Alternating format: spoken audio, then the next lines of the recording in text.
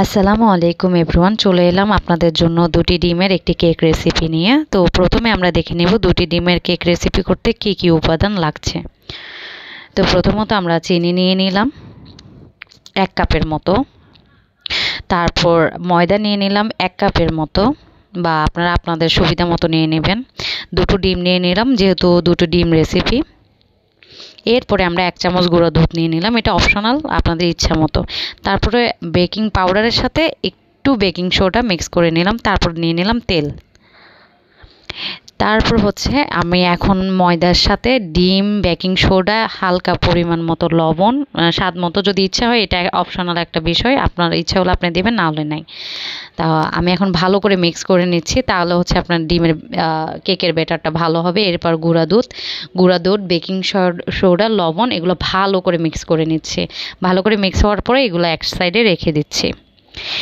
এবার আমি একটি পাত্রে দুটো ডিম ভালো করে ফেটিয়ে নিব।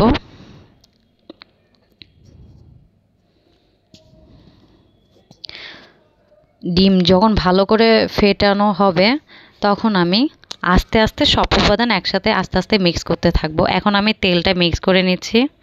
ও, তেলের পরিমাণ হচ্ছে 2 টেবিল চামচ, আমি তেলের পরিমাণটা বলতে ভুলে গিয়েছি।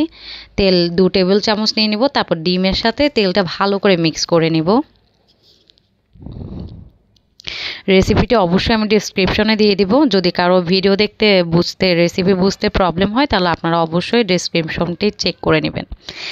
এরপরে চিনিটা আস্তে আস্তে মিক্স করতে থাকবো। চিনি খুব প্রপারলি মিক্স করতে হবে, নাহলে কেকটা ভালো হবে না। তো আমি ভালো করে চিনির দানা যেন না থাকে, ভালো করে ডিমটার সাথে মিক্স করতে আছি, ভালো করে মিক্স করছি। ভাই আমি চট্টগ্রামে, তো তাই একটু চট্টগ্রামের টোন চলে আসে বারবার। তারপর হচ্ছে ডিমের ব্যাটার যখন ভালো করে মিক্স করা শেষ, আস্তে আস্তে আমি ময়দাটা মিক্স করে নিচ্ছি। আর ময়দাটা এর সাথে আস্তে আস্তে চামচের সাহায্যে মিক্স করতে হবে, তাহলে আপনার কেকের ব্যাটারটা ভালো হবে, আর ডিমের সাথে মিশ্রণটার সাথে ময়দাটা ভালো করে মিক্স হয়ে যাবে। এটা হয় কি, যখন আমরা কাঁটা চামচ বা অন্য কিছু সাথে করতে চাই, তখন কেকটা শক্ত হয়ে যায়। আর এখানে আমার এই কেকটা আরেকটু সফট হওয়ার জন্য আমি একটু পানি দুধও দিয়েছি। তরল দুধ আপনাদের ইচ্ছা, আপনারা দিলেও দিতে পারেন, না দিলেও নাই। এটার কোনো আপনার দিতে হবে এমন কোনো নেই।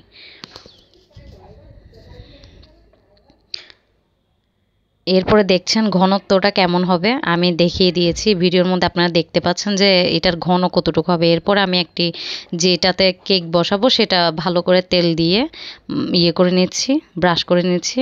আমার ব্রাশটা খুঁজে পাচ্ছি না, সেজন্য টিস্যু দিয়ে ব্রাশ করে নিচ্ছি। যাদের ব্রাশ নেই তারা টিস্যু দিয়ে করে নিতে পারেন। তারপর একটা পেপার আমি গোল করে কেটে দিচ্ছি, ওটা আমার ভিডিও করার মনে নেই। আপনারা একটা জাস্ট নর্মাল একটা পেপার গোল করে কেটে নিলেই হবে, যে পাত্রে বসাবেন ওই পাত্রের সমপরিমাণ।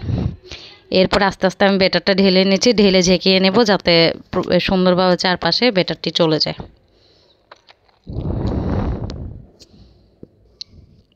আর আমি যখন চুলায় বেক করতে বসিয়েছিলাম, তখন ওইটার ভিডিও করতে ভুলে গেছি, সেজন্য স্টেম লেভেলের সরি। আপনারা চুলায়, ওভেনে হলে হচ্ছে আপনার 20-25 মিনিট, আর যদি চুলায় হয় তাহলে 30 হতে 40 মিনিট আপনারা এটা বেক করে নিতে পারছেন। দেখছেন আমার সহজ ডিম রেসিপিটি কেমন হয়েছে, নরমও হয়েছে, যেহেতু আমি কম উপাদান দিয়ে বানিয়েছি প্রথমবার। অবশ্যই আপনারাও বানিয়ে দেখবেন, ইনশাল্লাহ ভালো লাগবে। আসসালামু আলাইকুম।